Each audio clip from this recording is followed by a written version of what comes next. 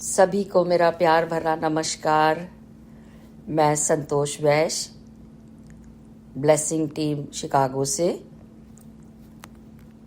खुर्शीद भावनगरी जी द्वारा लिखी the laws of spirit word book के हिंदी ट्रांसलेशन जीवात्मा जगत के नियम का प्रस्तुत है ऑडियो नंबर 19। पिछले ऑडियो में हमने जाना किस प्रकार फिलिप सूरदास को गुफा के बाहर बिठाकर वहां से गायब हो गया।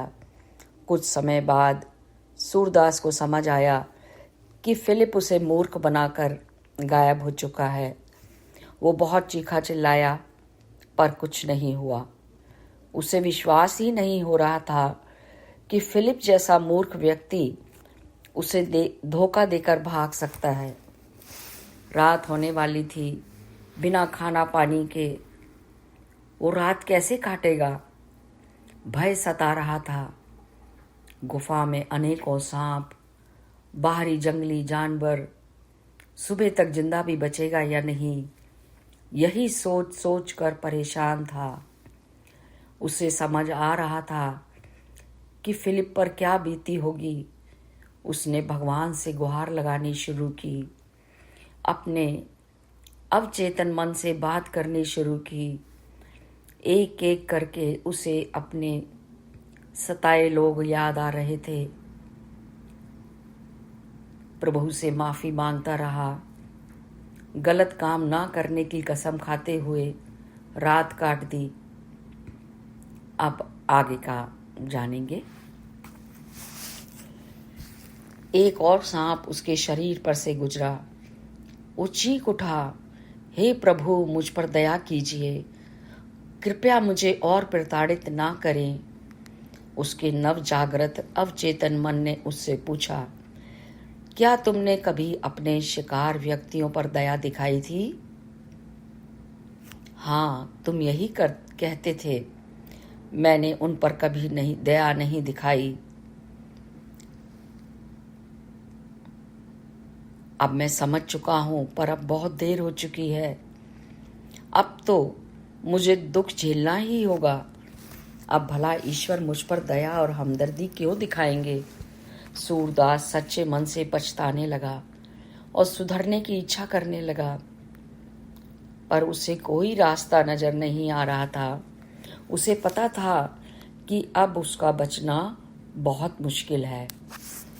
उसके अवचेतन मन ने एक बार फिर उससे कहा, क्या तुमने कभी लोगों को नुकसान पहुंचाने से अपने आप को रोका था, जो अब ईश्वर तुम्हें चमत्कार करके बचाएंगे?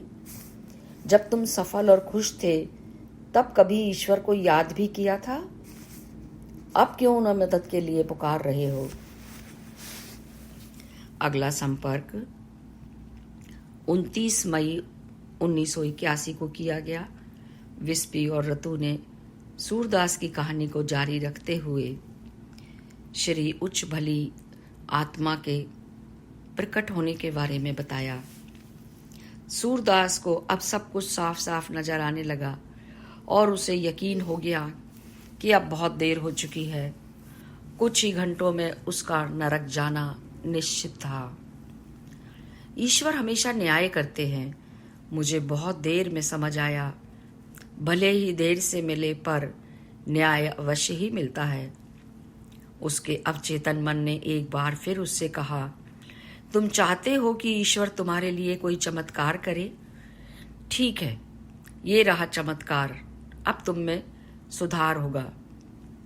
सूरदास को इन बातों का मतलब समझ में नहीं आया। वो तो सोच रहा था कि मैंने दुष्ट कर्म किए हैं, अब मुझे सजा भुगतनी ही पड़ेगी। हे ईश्वर, मुझे अपनी सजा भोगने के लिए सही राह दिखाइए। मुझे अपनी आत्मा को शुद्ध करने का उपाय बताइए। मुझे फिर कभी बुरी राह पर ना जाने दें। हे ईश्वर, मुझे अंधकार से प्रकाश की ओर ले चलो।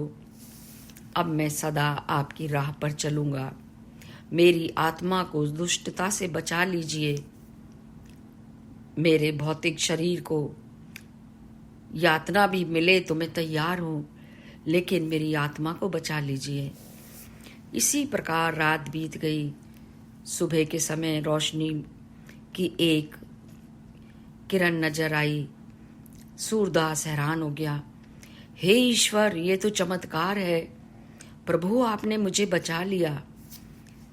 सूरदास खुशी से उत्तेजित हो गया। ये सब कैसे हुआ, ये समझना उसकी बुद्धि से परे था। सूरदास के अवचेतन मन ने एक बार फिर से समझाना शुरू किया। सूरदास, सांपों और जंगली जानवरों को भी पैर कटे और लाचार इंसानों पर दया आती है, पर तुम जैसे दुष्ट इंसान को तो मासूम, लाचार और अच्छे लोगों पर भी दया नहीं आई। सूरदास को अपने आप पर बहुत शर्म आई। अब वो बुरी राह पर ना चलने की कस्में खा चुका था। अब वो सोच रहा था कि खतरा अभी टला नहीं है। इस घने जंगल में मेरे बचने का मौका अभी भी कम ही है।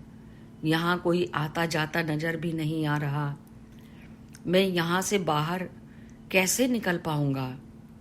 हे प्रभु, एक बार मुझे यहाँ से बाहर निकाल दो, ताकि मैं दुष्टता की राह छोड़कर सच की राह पर चलकर एक अच्छा जीवन बिता सकूं और अपनी दुष्ट करतूतों का पश्चाताप कर सकूं। हे ईश्वर, मैं कुछ ज़्यादा ही मांग कर रहा हूं, पर मेरी आत्मा पर कृपा करिए। बड़ी कठिनाई से रेंग कर गुफा के बाहर आया और एक चट्टान पर बैठकर ईश्वर से सच्चे मन से प्रार्थना करने लगा। कुछ समय के बाद सूरदास ने एक पुण्यात्मा फकीर को देखा जो थका हुआ प्रतीत हो रहा था। उसे देखकर सूरदास उत्साहित हो गया और उसने ऊंचे स्वर में आवाज लगाई, कृपया मेरी मदद करो बाबा। पुण्यात्मा फकीर यानी कि हमारी श्री उच्च भली आत्मा उसके पास जाकर बोले, मेरे बच्चे, तुम एक दुष्ट इंसान हो या नेक इंसान? मैं किसी दुष्ट इंसान की मदद नहीं करता। बताओ, तुम दुष्ट हो या नेक? फकीर की बात सुनकर सूरदास ये कहने ही वाला था कि वो एक भला इंसान है, पर वो ऐसा नहीं कर सका। उसका अवचेतन मन जाग चुका था। तुरंत रुक गया और कहा, हे फकीर बाबा, आइए यहाँ बैठिए और मेरी कहानी सुन लीजिए। मेरी कहानी सुनकर यदि आपकी अंतरात्मा आपको मेरी मदद करने के लिए कहे तो कीजिएगा, वरना आप अपने रास्ते चले जाइएगा। ईश्वर आपका भला करे। उच्च भली आत्मा वहीं एक पत्थर पर बैठकर सूरदास की कहानी सुनने लगे। सूरदास ने फकीर को सारी सच्चाई बयान कर दी। उसकी सच्चाई सुनकर श्री उच्च भली आत्मा काफी प्रभावित हुए, पर वे अब भी उसकी परीक्षा लेना चाहते थे। उन्होंने पूछा कि क्या तुम इसलिए अपने भाग्य को बचाना चाहते हो कि आगे भी दुष्ट काम कर सको? नहीं फकीर बाबा, मैं अब कभी भी बुरे काम नहीं करूंगा। मुझे कड़ी सजा मिल चुकी है। मुझे पूरा विश्वास है कि ईश्वर ने मुझे इसलिए बचाया है कि मुझे एक अच्छा भलाई का जीवन जीने का मौका मिल सके। क्योंकि ईश्वर ने ये अवसर दिया है, तो मैं भी एक सच्ची राह पर चलकर दिखाऊंगा, जिसे उन्हें भी मुझ पर गर्व हो सके। उसकी इन बातों से श्री उच्च भली आत्मा प्रभावित हुए। उन्होंने देखा सूरदास सचमुच बदल गया है। वे बोले, ठीक है सूरदास, मैं तुम्हारी मदद करूंगा। सबसे पहले उन्होंने सूरदास को खाना पानी दिया और फिर उसके घर छोड़ आए। अब उनका कार्य समाप्त हो चुका था। वो वापस जीवात्मा जगत में लौट गए। सूरदास अब भी पृथ्वी पर ही है। नकली पैरों की सहायता से अच्छा निस्वार्थ जीवन बिता रहा है। पुख्ता सबूत ना मिलने के कारण उसकी माँ भी जेल से रिहा हो गई। सूरदास को जब पता चला तो वो अपनी माँ को घर ले आया। समय के साथ उसने अपनी माँ को भी सुधार लिया। माँ और बेटे अब सच्चाई भरा निस्वार्थ जीवन जी रहे हैं, पर सूरदास को पता ही नहीं चल पाया किस प्रकार नीलू और श्री उच्च भली आत्मा ने उसकी मदद की थी।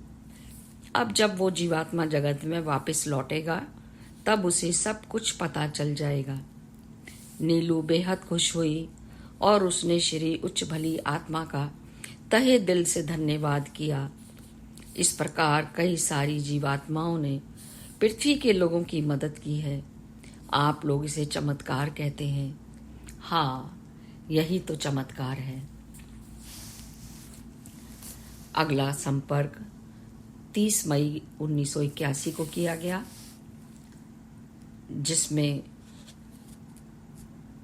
विस्पी ने बताया कि मनुष्य का असली रूप उसका अवचेतन मन है। पृथ्वी पर हम अक्सर ये सवाल सुना करते हैं कि पृथ्वी पर हम अपने पिछले जन्म या जीवात्मा जगत के बारे में क्यों नहीं जानते। क्यों ईश्वर हमारे मन से उन स्मृतियों को मिटा देते हैं। आपका अवचेतन मन हर एक चीज जानता है। आपकी आत्मा के साथ जो कुछ भी होता है वो शुरू से ही आपके अवचेतन मन में अंकित होता है। आपका भौतिक मन कुछ भी नहीं संभाल पाता और ज्यादातर मामले में वो अवचेतन मन के साथ संघर्षरत रहता है। कुछ ही आत्माएं होती हैं जो बहुत उच्च स्तर पर होती हैं और अपने अवचेतन मन के द्वारा भौतिक मन नियंत्रण में रख पाती हैं। इन आत्माओं में अतिरिक्त संवेदात्मक बोध होता है। इन आत्माओं में से कुछ को पिछले जन्म की घटनाओं के बारे में भी याद होता है। कभी कभी अपने वास्तविक संसार यानी कि जीवात्मा जगत की स्मृतियां भी बनी रहती हैं, लेकिन ऐसा बहुत कम होता है। आप शायद जानना चाहेंगे कि आपके अवचेतन मन में इन स्मृतियों को क्यों सुरक्षित नहीं रखा जाता, क्योंकि आपके भौतिक मन को उन्हें संभालना कठिन होगा। आपका अवचेतन मन भी नहीं चाहता, क्योंकि आप पृथ्वी पर अनुभव हासिल करने आए हैं, अपनी परीक्षाएं देने, प्रशिक्षण लेने और कर्मों का फल भोगने के लिए आए हैं। यदि आप सब कुछ जान जाएंगे तो आपको उन सब बातों के साथ तालमेल बिठाना बहुत मुश्किल होगा। जीवन में कोई आनंद नहीं रहेगा। आपका जीवन एक मशीन की तरह बनकर रह जाएगा और धरती पर आपका जीवन नीरस हो जाएगा। यहीं मैं अपनी वाणी को विराम देती हूँ। आप सभी का धीरज के साथ सुनने के लिए बहुत बहुत धन्यवाद। शेष अगले ऑडियो में जानेंगे। Thank you, thank you, thank you.